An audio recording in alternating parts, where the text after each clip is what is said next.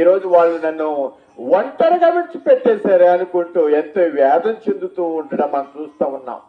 నిజమే, ఈనాటి దినాల్లో నమ్మిన స్నేహితుడే ఒక చోటకి తీసుకెళ్లి తన స్నేహితుడిని చంపివేయడం అనేది మనం చూస్తూ ఉన్నాం.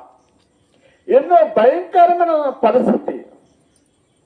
ప్రాణ స్నేహితుడు రమ్మన్నాడు కదా అని ఇంట్లో ఉన్నవాడు, పడుకున్నవాడు, తల్లిదండ్రులతో ఉన్నవాడు తన రామానాన్నగానే బండెక్కి వెళ్ళిపోయాడు.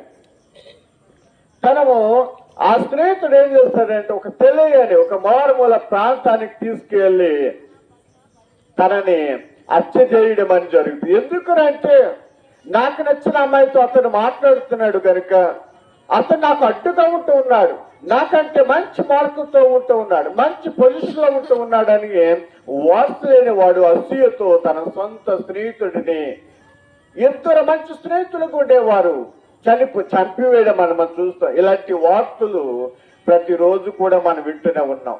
స్నేహితులు, ప్రేమ, స్నేహితుల యొక్క సహవాసము, ఈ లోక సంబంధమైన సహవాసాలు ఎన్నెన్నో ఉన్నవి. అవన్నీ కూడా ఏమై ఉంటున్నాయి? స్వార్థపూరితమైనవి. నీ దగ్గర ధనం ఉంటే, నీ దగ్గర ఆరోగ్యం ఉంటే, నువ్వు ఉపయోగపడితేనే ఆ యొక్క స్నేహితులందరూ కూడా నీ దగ్గరికి వచ్చే వరకు ఉన్నారు. యోబు యొక్క జీవితంలో కూడా ఇదే జరిగింది. యోబు గ్రంథము 19వ అధ్యాయము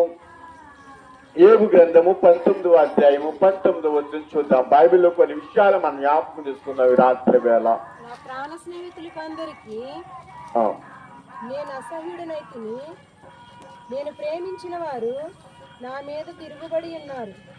చాలా నా ప్రాణ స్నేహితులందరూ ఏమై ఉన్నారంట?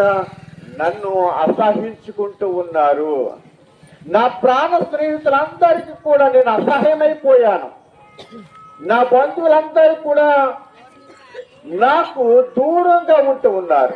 ఎవరైతే నా స్నేహితులు అనుకుంటూ ఉన్నారు, స్నేహితులు మాత్రమే కాదు, ఇక్కడ ఏమో భక్తుడు అంటున్నాడు కదా, నా స్నేహితులు మాత్రమే కాదు, వీళ్ళు ఎవరంట? ప్రాణ స్నేహితులు. అంటే ప్రాణం ఇచ్చేవారు, ప్రాణము కంటే విలువైన వారిగా ఎంచబడిన వారికి ఉన్నారు.